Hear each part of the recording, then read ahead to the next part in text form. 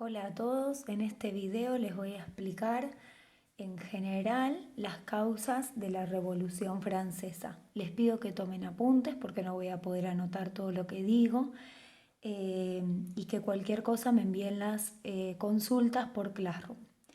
Para entender toda revolución tenemos que ir a cómo era esa sociedad previamente. La sociedad francesa era una sociedad estamental. Esto quiere decir que estaba dividida por estamentos, no por clases sociales. ¿Cuál es la diferencia? Los estamentos son grupos sociales definidos por nacimiento, o sea, por sangre. El campesino iba a tener hijos que iban a ser campesinos y sus nietos iban a ser campesinos y nunca iban a poder ser de otro grupo social como la nobleza, que eran los privilegiados. El que era noble, sus hijos iban a ser nobles y aunque se empobrezcan un poco, nunca iban a ser campesinos. Es decir, lo que define a los estamentos no es la riqueza, sino su nacimiento. En cambio, en la sociedad que vivimos hoy, nosotros nos diferenciamos por la riqueza, entonces somos una sociedad de clases. Esta sociedad es bastante distinta a la nuestra. Tenemos tres estamentos que forman parte de esta sociedad: la nobleza, el clero y el tercer estado o estado llano. La nobleza y el clero son los grupos que tienen privilegios. Privilegiados. ¿Qué es un privilegio? Es un beneficio que tiene solo un grupo, a diferencia de los derechos que tenemos todos. ¿Cuáles son los privilegios de la nobleza? Principalmente tener tierras. Eran los antiguos señores feudales. En realidad eran los señores feudales. Lo que pasa es que después se los va a ir llamando terratenientes y demás. Tienen tierras, viven en castillos, tienen como siervos a los campesinos.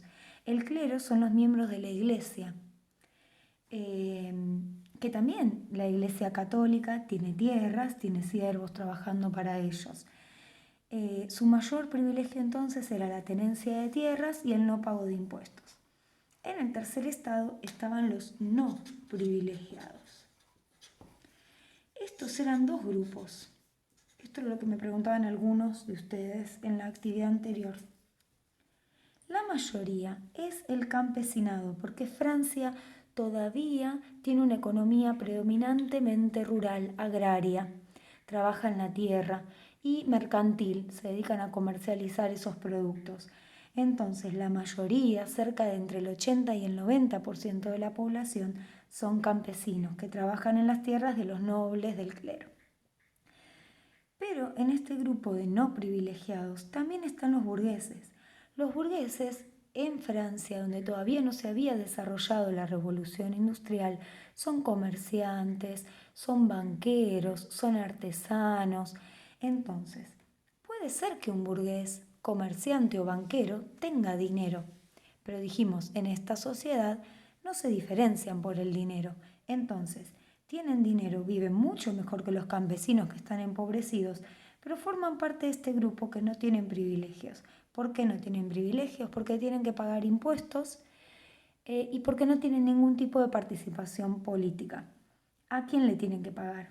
Todos le pagan al rey, porque es una sociedad organizada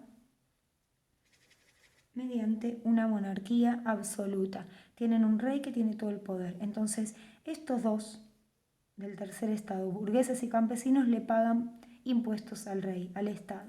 También le pagan impuestos a la iglesia y si son campesinos, además a la nobleza. A la iglesia le pagan el 10% de sus ganancias. Entonces, estos dos forman parte del tercer estado, pero no viven igual. Los burgueses viven principalmente en las ciudades y no son tan pobres, y los campesinos están totalmente empobrecidos y viven en el campo.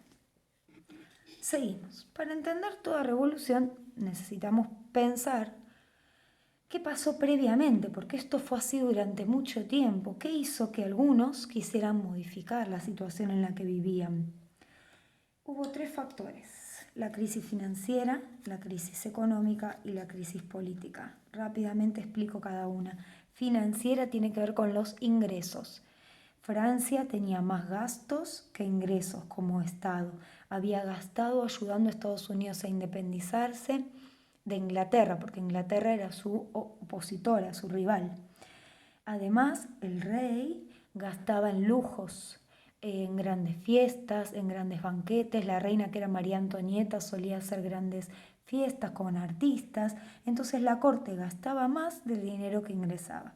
Por otro lado, a finales del siglo, todo esto es fines del siglo XVIII, se da un periodo de sequías. Si hay sequía no llueve, si no llueve no hay cosechas, si no hay cosechas hay pocos alimentos y los pocos que hay son muy caros. Así que va a haber todos unos reclamos por el precio del pan y por la falta de pan. Y por último, la crisis política tiene que ver que ante esta situación de crisis económica y financiera, el rey llama a la reunión de Estados Generales. Esto lo llama el rey. No lo abrevié. La reunión de Estados Generales era una reunión de representantes de los tres estamentos. Todavía no había votación ni democracia, era una monarquía absoluta, así que esto era medio a dedo. Campesinos fueron muy pocos, creo que 1 o 2 a esa reunión. La mayoría de los que fueron del tercer estado eran burgueses, pero cada estamento tenía un voto. Un voto tenía todo lo que decían los nobles, era un voto, todo lo que decía el clero otro voto, todo lo que decía el tercer estado era otro voto, y en realidad estos, siendo más, tenían un voto solo. Estos eran la mayoría de la población, este tercer estado. Igual, el rey podía hacer lo que quisiera. Esta reunión era para llegar a algún acuerdo, escuchar las quejas. Los distintos pueblos y aldeas escribieron cuadernos de quejas que presentaron al rey, pero el rey, como era una monarquía absoluta, podía no escuchar. En esta reunión el rey plantea aumentar los impuestos al tercer estado y que este grupo privilegiado los empiece a pagar. Esto generó una discordia tan grande que el tercer estado se retiró y formó una asamblea nacional diciendo que ahora el poder era del pueblo. Ellos tenían el poder. Esta asamblea nacional le va a disputar el poder a la monarquía. Algunos nobles y algunos del clero se van a sumar al principio a esta asamblea nacional y después se van a retirar, porque este es el origen de la revolución. La revolución plantea el fin del absolutismo. Estas serían las consecuencias de la revolución. O sea, que no haya más un poder absoluto y que el pueblo tenga el poder. Por eso es tan importante la formación de esta asamblea, porque los diputados del tercer estado, los representantes del tercer estado, se van a seguir reuniendo para escribir una constitución. Esto, ¿no? Escriben constitución, que el rey va a tener que respetar, ya no va a poder hacer lo que quiera. Lo que va a pasar es que al principio va a haber una monarquía parlamentaria. También plantean el fin del feudalismo, bueno, que no haya más nobles que tengan siervos en sus tierras, que le tengan que pagar tributo. Y por otro lado, esta Asamblea Nacional también va a declarar, con el paso de los años, la Declaración de Derechos del Hombre y del Ciudadano. Es decir, que lo que plantea la Revolución Francesa son 3 ideales: libertad, igualdad ante la ley, y fraternidad. Pero, ¿quién comanda la revolución? ¿Quién hace la revolución? Ustedes pusieron algunas personas con nombre y apellido, pero una revolución es un hecho de masas. Por lo tanto, tiene que haber muchas personas que quieran derribar este poder del rey, escribir esta constitución. Tuvieron que en un momento apresar al rey y el rey se escapó, después terminaron cortándole la cabeza en la guillotina. Y a esto se iba a oponer también la nobleza y el clero. Entonces, ¿quiénes son los que hacen esta revolución? El tercer estado.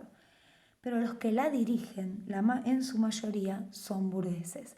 Los burgueses quieren el poder político. No quieren solamente igualdad ante la ley, ni que todos paguen impuestos. Además, quieren el poder político. Entonces, estos son los que dirigen la revolución, sumando a campesinos y algunos de otros sectores.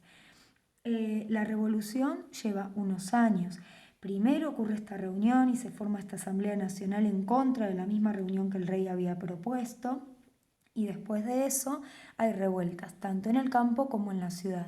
La más conocida es la revuelta de la ciudad, que es la toma de la Bastilla, en la que el Tercer Estado, los revolucionarios, toman ese lugar donde había pólvora y secuestran también armas para enfrentarse al ejército del rey. Esta revolución supuso un enfrentamiento entre los que querían mantener esta sociedad estamental y monárquica y los que querían una sociedad con algunos derechos y mayor participación política.